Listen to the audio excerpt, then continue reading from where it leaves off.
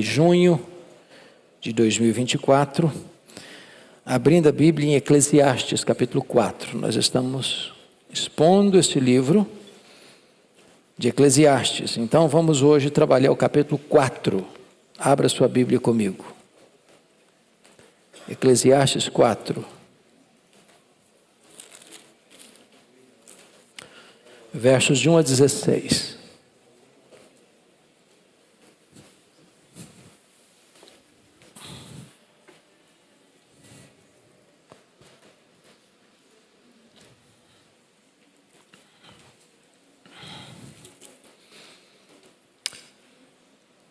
Permaneça depois com a sua Bíblia aberta no texto. Diz assim Salomão: vi ainda todas as opressões que se fazem debaixo do sol. Vi as lágrimas dos que foram oprimidos, sem que ninguém os consolasse. Vi a violência na mão dos opressores, sem que ninguém consolasse os oprimidos. Pelo que tenho por mais felizes os que já morreram, mais do que os que ainda vivem. Porém, mais que uns e outros tenho por feliz aquele que ainda não nasceu e não viu as más obras que se fazem debaixo do sol. Então vi que todo o trabalho e toda destreza em obras provém da inveja do homem contra o seu próximo. Também isto é vaidade de correr atrás do vento. O tolo cruza os braços e come a própria carne, dizendo: melhor é um punhado de descanso do que ambas as mãos cheias de trabalho e correr atrás do vento. Então considerei outra vaidade debaixo do sol, isto é, um homem sem ninguém, não tem filho, nem irmã, contudo não cessa de trabalhar, e seus olhos não se fartam de riquezas, e não diz: para quem trabalho eu, se nego à minha alma os bens da vida? Também isto é vaidade, e enfadonha o trabalho. Melhor é serem dois do que um, porque tem melhor paga do seu trabalho. Porque se caírem, um levanta o companheiro. Ai, porém, do que estiver só, pois caindo não haverá quem o levante. Também se dois dormirem juntos, eles se aquentarão, mas um só, como se aquentará? Se alguém quiser prevalecer contra um, os dois lhe resistirão. O cordão de 3 dobras não se rebenta com facilidade. Melhor é o jovem pobre e sábio do que o rei velho e insensato, que já não se deixa admoestar. Ainda que aquele saia do cárcere para reinar ou nasça pobre no reino deste. Vi todos os viventes que andam debaixo do sol, com o jovem sucessor que ficará em lugar do rei. Era sem conta todo o povo que ele dominava. Tampouco os que virão depois se hão de regozijar nele. Na verdade, que também isto é vaidade de correr atrás do vento. Eu quero então pensar com vocês sobre o seguinte tema: os retratos da vida debaixo do sol. Essa expressão debaixo do sol é uma expressão técnica usada por Salomão para olhar para a vida apenas na horizontalidade da vida e não na verticalidade da vida. Apenas na perspectiva humana e não na perspectiva divina. Apenas na perspectiva da temporalidade e não na perspectiva da eternidade. Ele já tinha dito lá no capítulo 1 que a vida debaixo do sol é monótona. É monótona. E tudo é monótono dentro da visão dele, né? O sol faz o mesmo percurso, o vento faz o mesmo percurso, os rios fazem o mesmo percurso, e o homem faz o mesmo percurso do berço à sepultura. Ele já disse agora no capítulo 4 que a vida debaixo do sol não é justa, porque há opressão, porque a pessoa chora e geme e não tem ninguém para consolá-la.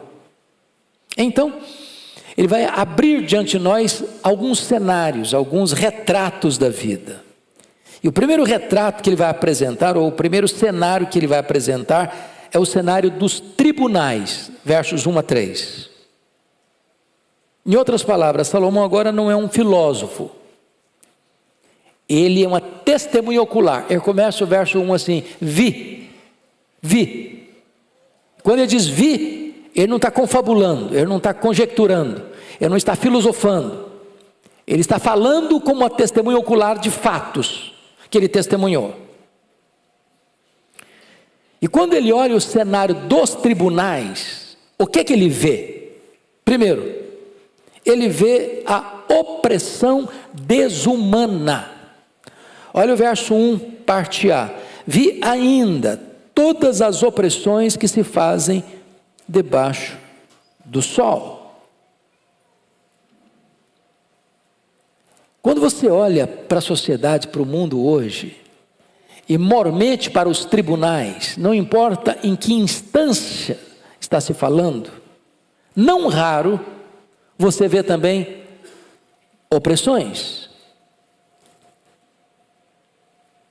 Em outras palavras, os tribunais podem ser corrompidos, os tribunais podem lançar mão de expedientes que não a lei, que não a justiça, para oprimir. E quando você percebe esta opressão, os profetas denunciaram isso de forma muito eloquente.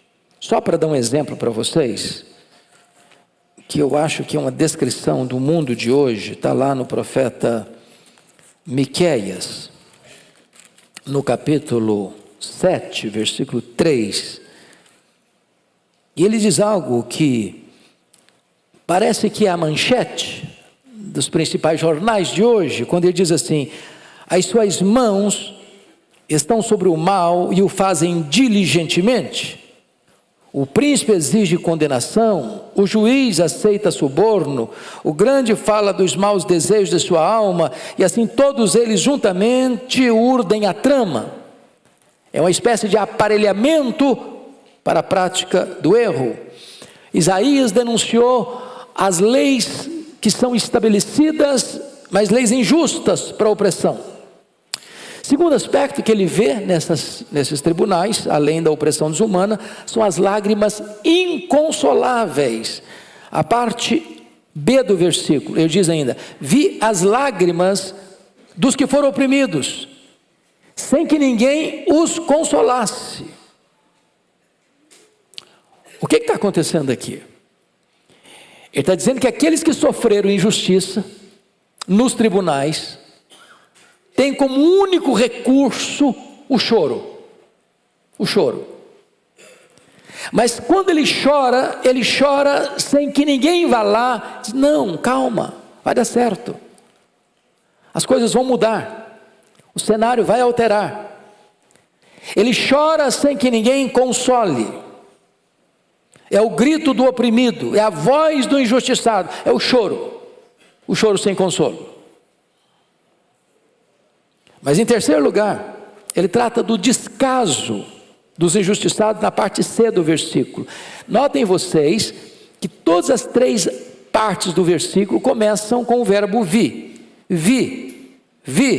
Terceira parte: vi a violência na mão dos opressores, sem que ninguém consolasse os oprimidos. Em outras palavras, meus irmãos, vão entender isso aqui. Pior do que a opressão dos tribunais é o torpor da sociedade. Ninguém sofre mais por isso. Ninguém se incomoda mais com isso. Ninguém se mexe mais com isso. Ninguém se emociona mais com isso. É o que ele está dizendo aqui. Eu vi a violência nas mãos dos opressores, sem que ninguém consolasse os oprimidos. Ou seja, todo mundo já jogou a toalha. Todo mundo já desistiu de esperar alguma mudança, alguma alteração no cenário. É a capitulação à injustiça, à violência. Não tem consolador. Mas vamos adiante ainda nessa cena que ele está vendo. Ele agora trata do desencanto com a vida no verso 2. Você pode ler o verso 2 comigo? 4:2, vamos juntos? Pelo que tenho por mais felizes os que já morreram, mais do que os que ainda vivem. O que Salomão está querendo dizer aqui? Preste atenção, hein? Para você não chegar à conclusão errada ainda. Ele está fazendo uma visão debaixo do sol. Ele está olhando na perspectiva de um homem sem levar em conta Deus e os preceitos de Deus.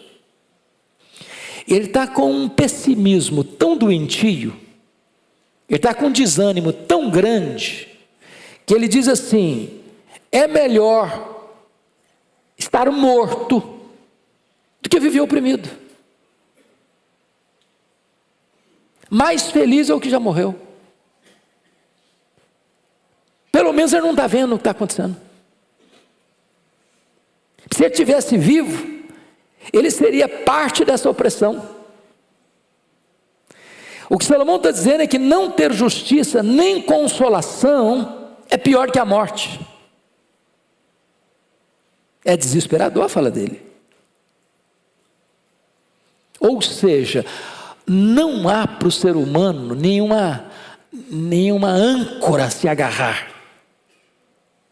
Do ponto de vista humano, terreno, se você depender dos homens, dos poderosos deste século, dos que estão assentados para julgar as causas, você entra em pânico e desespero. Mas ele não só está desencantado com a vida, ele também está desesperançado com o futuro. Olha o verso 3 comigo, leia o 3, vamos juntos. Porém, mais que uns e outros, tenho por feliz aquele que ainda não nasceu e não viu as mais obras que se fazem debaixo do sol. O que ele está nos informando é que, ao ver a injustiça dos tribunais, ele diz o seguinte: melhor do que morrer é não nascer.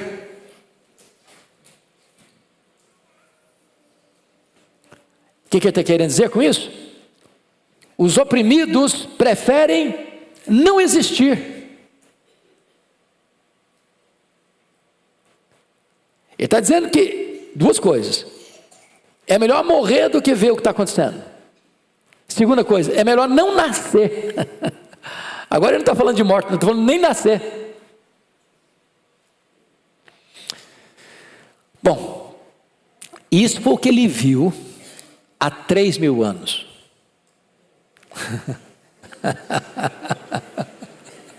Eu acho que se ele vivesse hoje, eu acho que ele carregaria as tintas, não?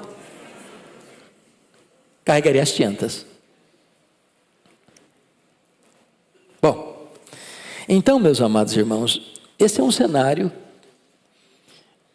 que revela para nós que a crise não é recente, que a crise não é um fato do hoje apenas.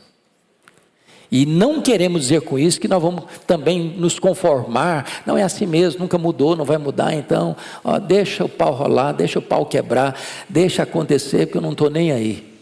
Essa não pode ser a nossa postura. Veja que ele está fazendo uma análise dos retratos da vida debaixo do sol. Vamos ver o segundo retrato, o segundo cenário. Agora ele vai fazer uma transição do cenário dos tribunais para o cenário do mercado de trabalho.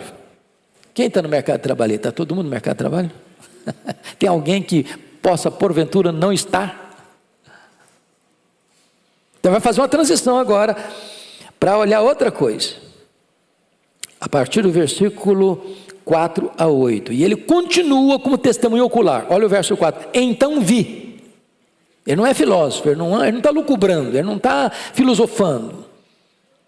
Ele não está interpretando os fatos segundo a cabeça dele. Ele está olhando para uma cena e descrevendo a cena. Você sabe que num tribunal, por exemplo, muito mais forte do que o argumento de um advogado eloquente, ou de um promotor perito no entendimento das leis, é uma pessoa que chega e diz: eu vi. É a testemunha que diz: eu vi, eu estava lá, eu sou testemunha ocular. Aqui Salomão é uma testemunha ocular. E quando ele se volta para o mercado do trabalho, o que ele vê? Primeiro, versículo 4, ele vê a concorrência movida pela inveja. Leia o 4 comigo, vamos juntos? Então vi que todo o trabalho e toda destreza em obras provém da inveja do homem contra o seu próximo. Também isto é vaidade, correr atrás do vento. Meus irmãos, que coisa interessante isso, não? É quando a motivação do indivíduo para crescer economicamente, para alavancar a sua empresa, para melhorar o seu performance, para obter melhores resultados, não é apenas porque ele quer crescer, ele está concorrendo com o vizinho. Ele está agindo como alguém que tem um concorrente na mesma área e ele tem que prevalecer sobre o concorrente. Ele tem que ser melhor, tem que ter melhor resultado, ele tem que ter mais lucro, ele tem que ter mais avanço, ele tem que ter mais resultados. De tal maneira que o combustível que alimenta essa pessoa no mercado de trabalho é a inveja. É triste, não? Pior.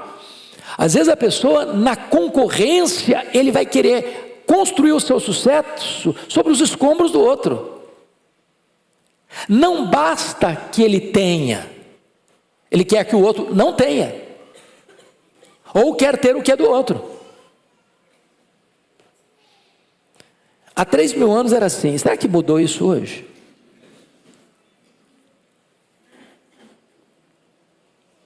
Então a inveja, o invejoso, não basta a ele possuir, é preciso ter o que o outro tem, e é preciso que o outro nem tenha, para que ele seja feliz. No ditado popular, às vezes é assim, né? O camarada está muito feliz com o carro dele, até que o vizinho compra um carro melhor. Mas não é possível. Não tem jeito um negócio desse, Ele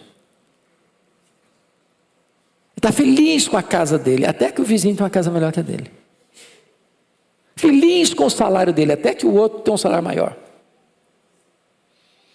E aqui tem um ponto, irmãos, muito triste do ser humano. E esse ser humano sou eu, e é você também. Nós temos muito mais facilidade de nos solidarizarmos com os que estão sofrendo do que nos alegrarmos com os que estão avançando e prosperando. Tem muita gente que não sabe lidar com o sucesso do outro. Não tem prazer de ver um irmão dele, seja na família dele, seja na igreja dele, seja no ambiente de trabalho dele, dizer: rapaz, eu fui promovido. Fui colocado numa postura de gerência na minha empresa. Dobraram o meu salário.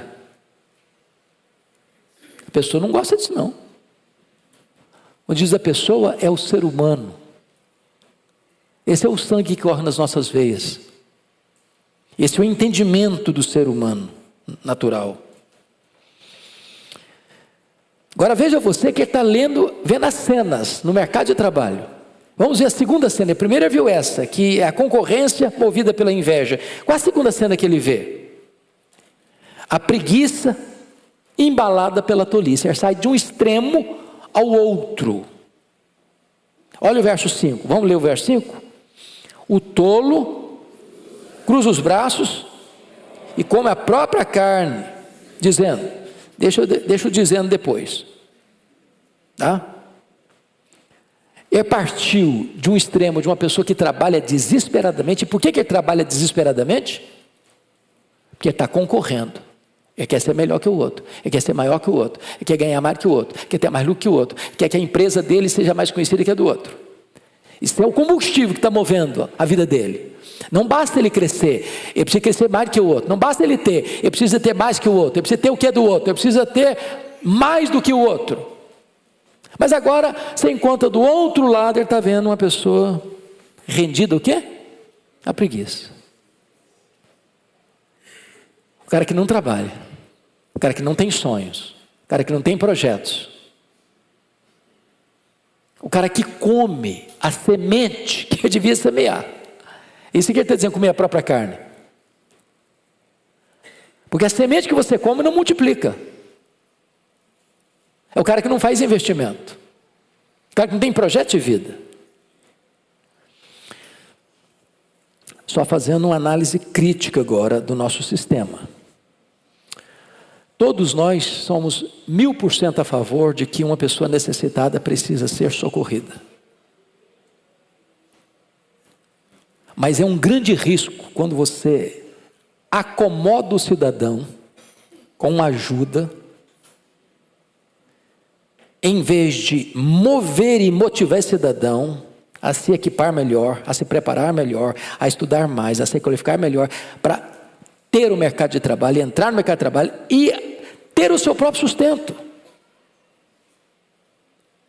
Quando você leva um cidadão, ou acostuma um cidadão, ou promove uma política de assistencialismo para que ele se conforme na miséria e na pobreza, você nivelou essa pessoa numa pobreza.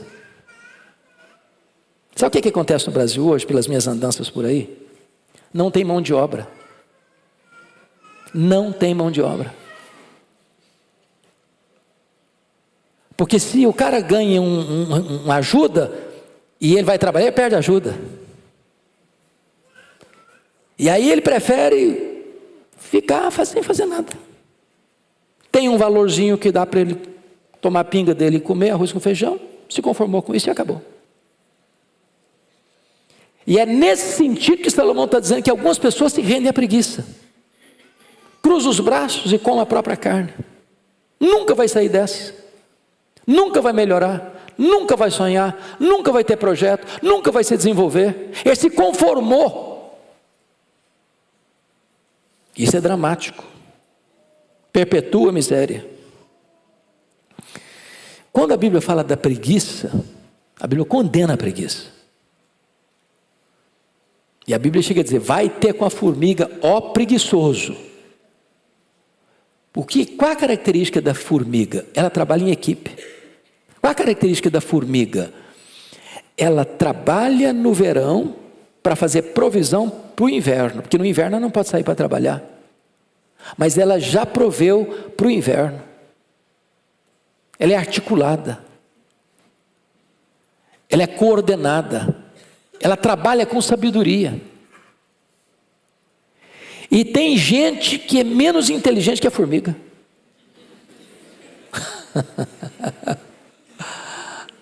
Porque come a própria carne, ou seja, ela come aquilo que deveria ser fruto para o investimento, para alavancar sua riqueza.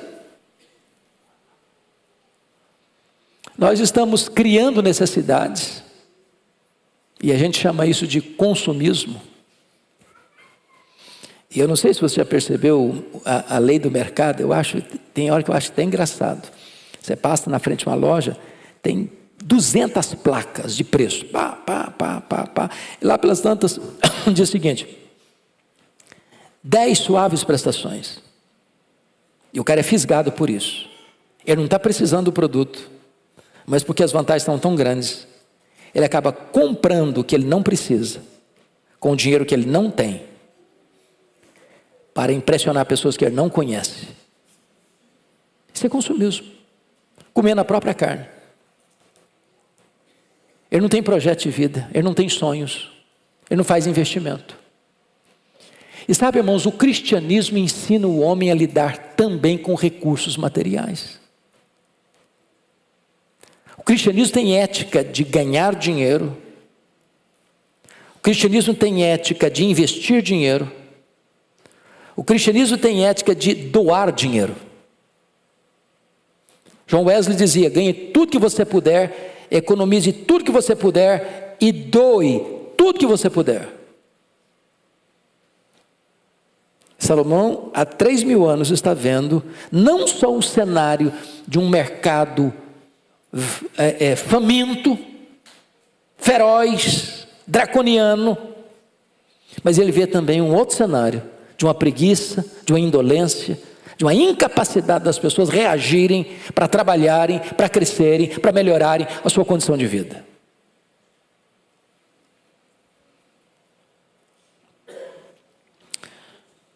Qual é o propósito da vida? É de você trabalhar, de você descansar, de você ter contentamento. É isso que Paulo diz lá em 1 Timóteo. Ele diz: o contentamento com piedade é grande fonte de lucro. Muito, muito, muito de longe nós estamos querendo dizer que o rico é que é feliz, que o pobre é infeliz. Longe disso, longe disso. Tem rico infeliz, tem pobre feliz. John Rockefeller, que foi o primeiro bilionário do mundo, disse: o homem mais pobre que eu conheço é o homem que só tem dinheiro. Alguém já disse que o cara mais feliz é o que chega em casa cheirando graxa. Esse com um bom prato de arroz com feijão e dorme a noite toda bem dormida. Aí o cara que está mexendo com bilhões, ele não dorme. Ele não dorme. Eu tenho um primo, um cara cheio da grana, e um dia me disse uma coisa que eu achei muito engraçada. Ele disse: Hernandes, o rico tem 2 problemas. Eu falei: é mesmo? Eu não sabia. Quais? Ele me disse: o primeiro problema do rico é querer ganhar. Segundo medo do rico, perder, medo de perder. Eu vivo nessa paranoia a vida inteira. Então, é possível ser rico e ser feliz? É, claro que é. O dinheiro é uma bênção. Se alguém tem problema com dinheiro, pode passar para minha conta que eu não tenho nenhum problema com isso. Agora, quando a pessoa põe um amor no dinheiro, a Bíblia diz: ele nunca vai se satisfazer. Nunca. Ele sabe que o que ele tem, se ele gastasse 1 milhão por dia, ele podia viver 200 anos que não acabaria o dinheiro dele, mas ele não está feliz, ele não está satisfeito. Aí entra naquele extremo que Salomão disse: ele vai ser movido o quê? Pela inveja. Tem que ter mais, porque tem gente crescendo mais do que ele, e ele não está feliz enquanto ele não tiver igual ou mais do que o outro.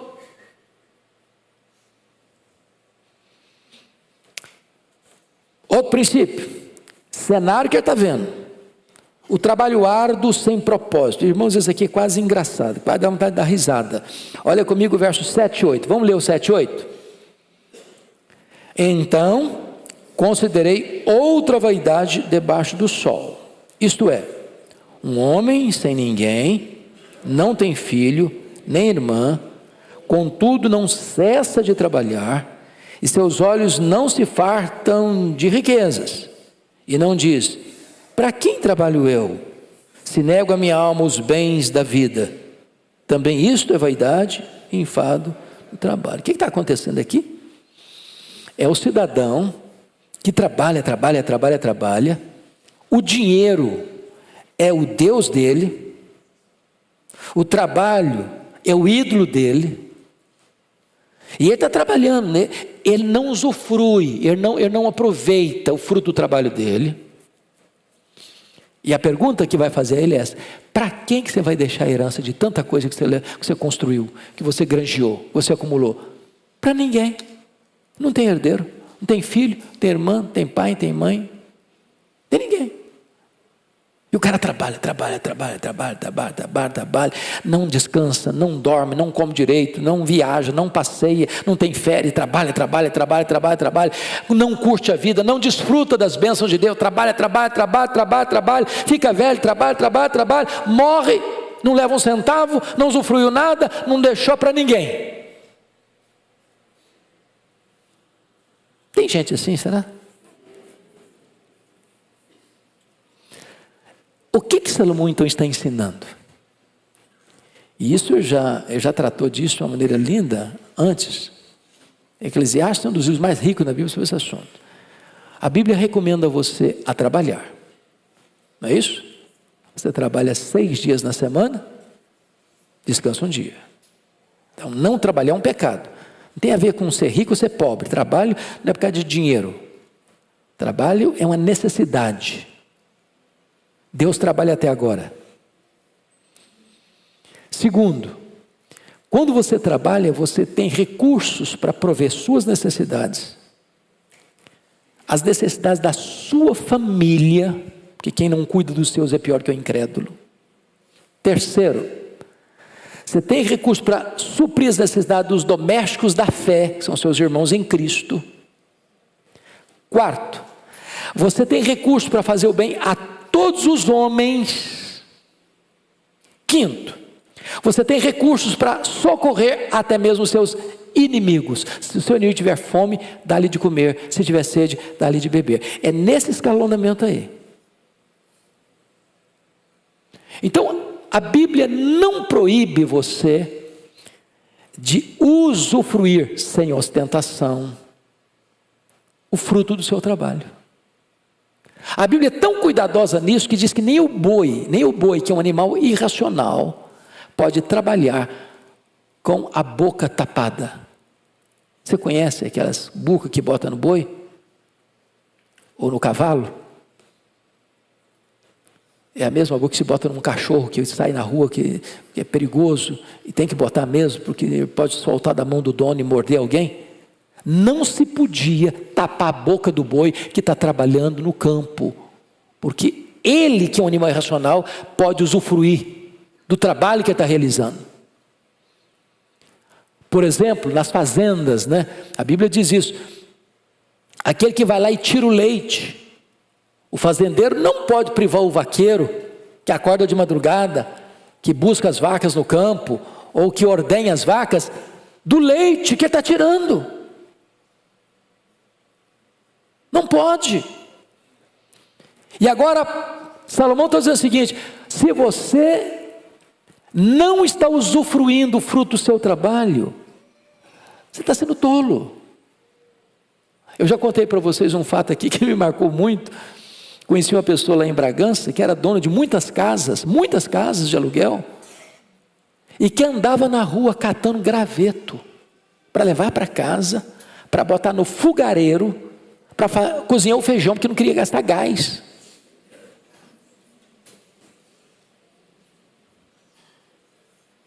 Tem gente que junta dinheiro, nunca saiu de férias com a família, nunca fez uma viagem, nunca foi num bom restaurante, nunca entrou num hotel para dar uma descansada no final de semana, nunca. E depois que ia morrer, vai deixar para quem? No caso de Salomão aqui, o cara não tem nem irmão, nem filho, nem irmã, nem ninguém. Trabalhou igual um desesperado, não usufruiu nada, não tem nem para quem deixar a herança. Esse é o cenário que Salomão viu no mercado de trabalho. Mas agora é parte para uma outra cena, outro quadro, outro cenário, outro retrato. O cenário da cooperação, dos versos 9 a 12. E o primeiro cenário que ele vê é o cenário da parceria no verso 9. Leia o verso 9 comigo. Melhor é serem 2 do que 1, porque tem melhor paga do seu salário.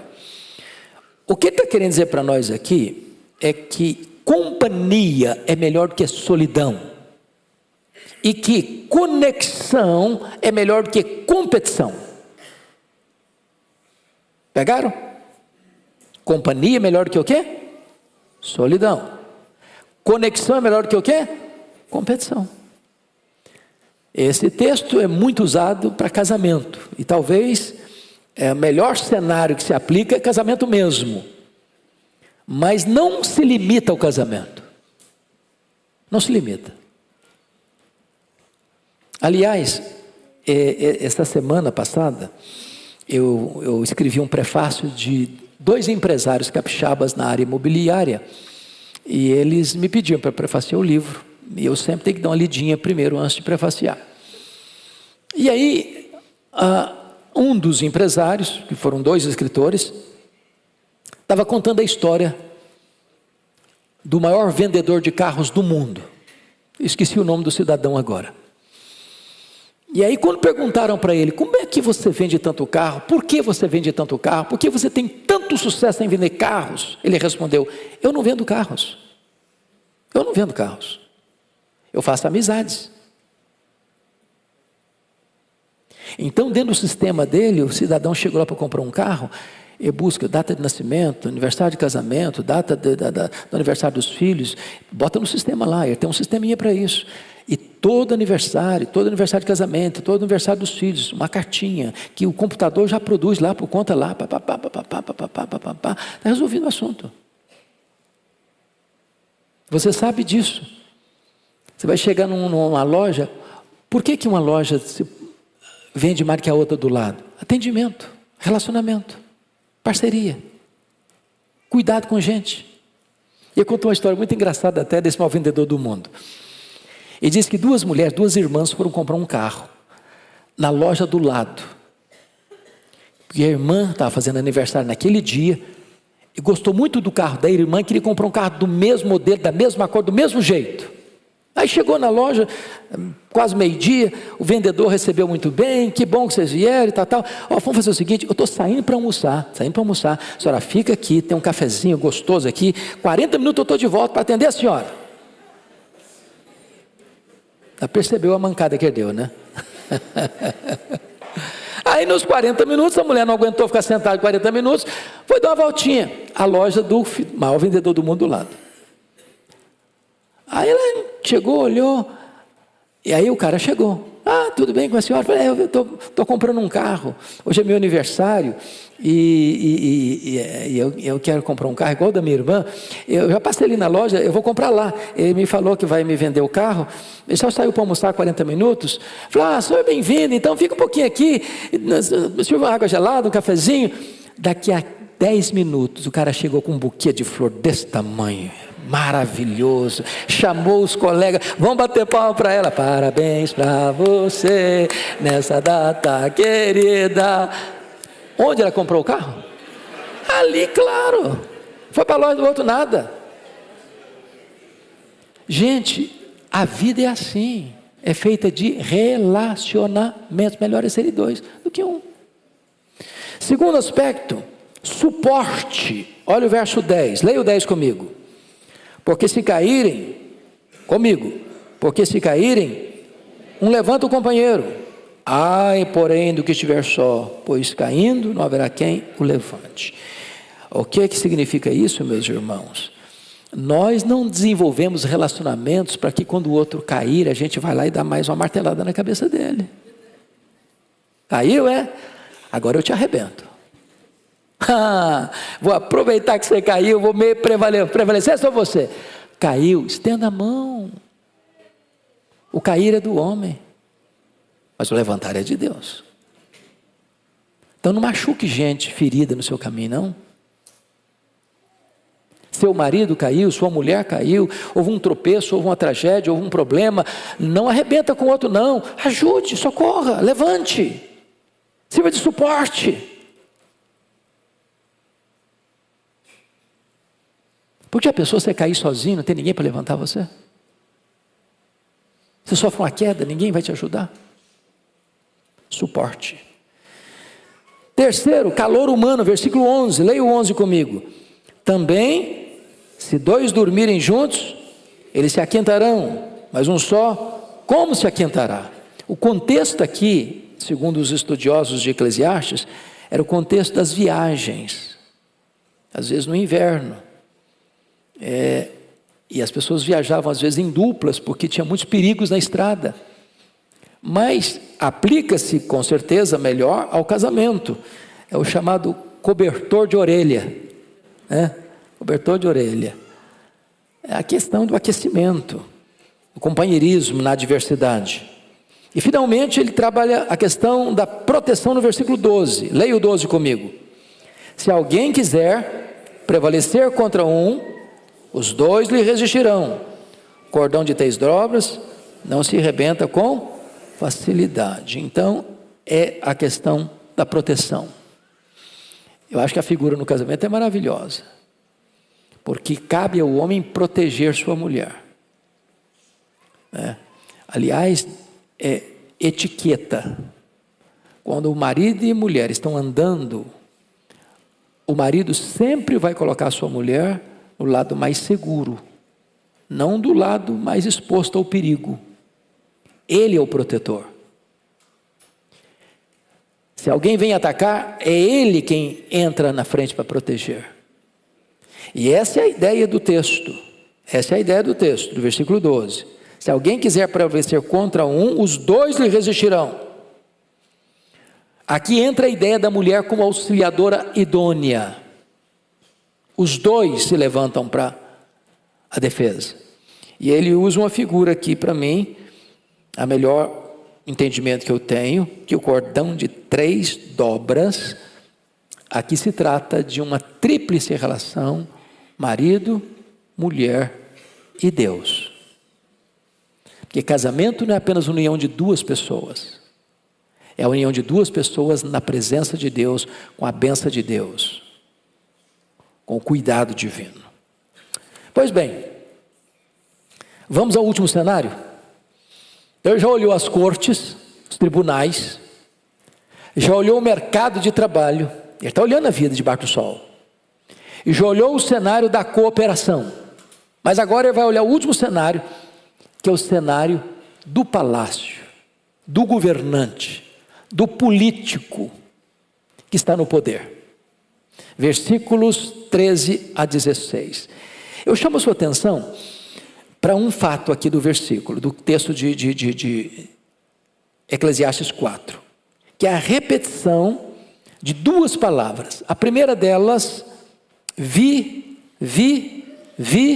ele é o quê? Uma testemunha ocular. A segunda palavra que está repetida é a palavra melhor. Começa o versículo 6, melhor, versículo 9, melhor, versículo 13, melhor. Ele está comparando uma situação, contrastando uma situação com outra, certo? Isso aqui é melhor que aquilo outro. Esse cenário é melhor que aquele outro cenário. Essa situação é melhor que aquela outra situação. Ele está colocando telas diferentes, contrastando-as. O que ele viu no palácio? A cena do palácio. Primeiro, ele viu o caráter instável do poder político. Vamos dar uma olhadinha nos versos 13 e 14. Em voz alta comigo, vamos juntos? Melhor é o jovem pobre e sábio do que o rei velho e insensato, que já não se deixa admoestar. Ainda que aquele saia do cárcere para reinar, ou nasça pobre no reino deste. O que ele está querendo dizer com isso? Quem que é aqui o rei velho? O rei velho é aqui que está no poder há muito tempo. O rei velho é aquele que o orgulho já subiu a cabeça. O rei velho é aquele que não é mais ensinável. O rei velho é aquele que não escuta mais seus assessores. Ele só tem bajuladores. E tem uma coisa horrível, chama-se bajulador. Porque o bajulador, ele bate palma para você até quando você está errado. Ele é hipócrita. Então o rei velho acha que sabe tudo, que tem todo o controle, que tem todo o poder. Ele não aprende mais nada, ele não se dispõe a escutar mais ninguém. Por isso ele é insensato. Se alguém quiser corrigi-lo, admoestá-lo, é bronca na certa. Ele não aceita ser admoestado. Ele é o dono da verdade. E aí, tem um jovem, está preso, pobre, está lá na cadeia, está na cadeia. Mas esse jovem que está lá na cadeia é pobre, vai ascender politicamente. E vai ganhar as eleições. e vai se tornar o rei e desbancar o rei velho. Aí Salomão está dizendo, é melhor o jovem pobre que está preso, que escuta conselho, está pronto a aprender, do que aquele velho cheio de pomba, cheio de poder, cheio de riqueza, que não escuta mais ninguém. Ele está falando, gente, de si mesmo. Leia a biografia de Salomão. Como é que ele começou? Com humildade. Deus falou, pode pedir o que você quiser. O que ele pediu? Pediu poder? Pediu riqueza? Não, pediu o quê? Sabedoria. E no pacote da sabedoria, o que Deus deu para ele? Riquezas, e muitas riquezas. Mas chegou um momento na vida do Salomão que ele não escutava mais ninguém, nem o próprio Deus. Que Deus dizia lá que o rei não podia multiplicar para si mulheres. Ele multiplicou tanto que teve 700 princesas, 300 concubinas. Não tem jeito de dar certo um negócio desse aí. Você está maluco? Além de 1000 mulheres, tinha 1000 sogras. Já pensou? Cunhada, então não dá para fazer conta. O que a Bíblia diz? Que ele tornou-se um rei velho e insensato. Começou a adorar outros deuses. Começou a construir templos em Israel para outros deuses. Virou uma confusão, uma bagunça. Não deu sabedoria para o sucessor dele. Não preparou sucessor. Não tem sucesso sem sucessor. Escreva essa frase: não tem sucesso sem sucessor. Quando ele morreu, o filho dele, Roboão, botou os pés pelas mãos e o reino se arrebentou, se dividiu. 10 tribos abandonaram o governo de Roboão, filho de Salomão. Rei velho, insensato. Insensato. Qual a lição para isso, irmãos? A dança das cadeiras. A estabilidade política não existe. Não existe. O cara hoje é o cara, amanhã está debaixo de opróbrio. Dura pouco o sucesso do político. Dura pouco a fama do político. Há uma instabilidade no poder. Mas preste atenção. Segunda coisa que ele vai notar é o caráter volúvel da popularidade. Vamos ler os últimos versos 15 e 16. Leia comigo. Vi todos os viventes que andam debaixo do sol com o jovem sucessor que ficará em lugar do rei. Era sem conta todo o povo que ele dominava. Tão poucos que virão depois se hão de regozijar-se nele. Na verdade, que também isto é vaidade, correr atrás do vento. Preste atenção. A ascensão meteórica do jovem que era pobre estava preso. E agora esse jovem, ele não está falando de regime de governo, aqui não tinha eleição não, era nomeação, né? O rei. Mas vamos pensar que esse é o nosso regime aqui. Ele foi eleito com a votação estrondosa. Está escrito, era sem conta todo o povo que ele dominava. Cara, agora está na crista da onda. Ele é jovem, ele tem poder, ele tem popularidade, ele tem apoio. Porém, entretanto, todavia, o que vai acontecer? Tampouco os que virão depois se hão de regozijar nele. A popularidade dele foi o quê? Também meteórica. Assim como a ascensão dele foi meteórica. Daqui a pouco, os jovens que vão nascendo, esse cara não está com nada não. Foi muito bom para os nossos pais, para nós não serve. Aí fez a pesquisa lá do Ibope, o cara não tinha mais nem condições de ganhar a próxima eleição. Sabe o que significa isso? o povo é volúvel. Hoje aplaude, amanhã diz, crucifica, crucifica. Se o alicerce da sua vida for sua popularidade, você está perdido.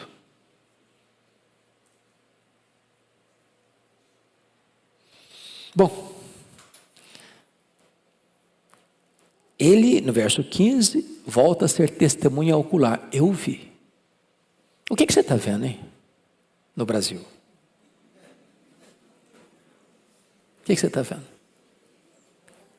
Primeiro cenário das cortes, o que você está vendo? O que você está vendo no mercado de trabalho? O que você está vendo?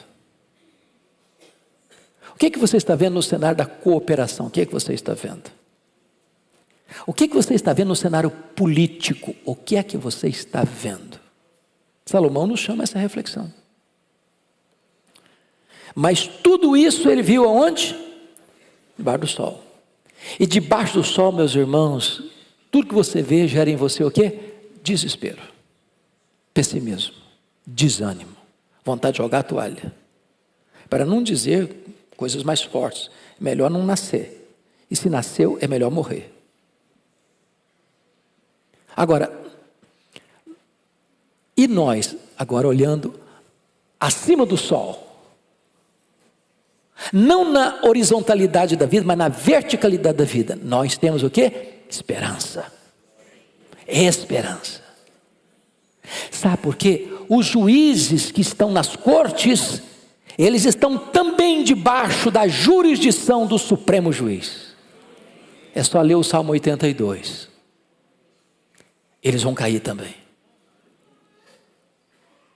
Quando você olha o mercado de trabalho, na perspectiva humana você entra em pânico, mas na perspectiva de Deus, o trabalho é uma bênção. O trabalho glorifica a Deus. E você não entra no trabalho para competir com o seu próximo, você não quer a ruína dele, você quer ser uma bênção na vida dele. E quanto mais você adquire recursos, mais você reconhece que Deus é Deus e usa toda essa riqueza para a glória de Deus e para o bem do próximo.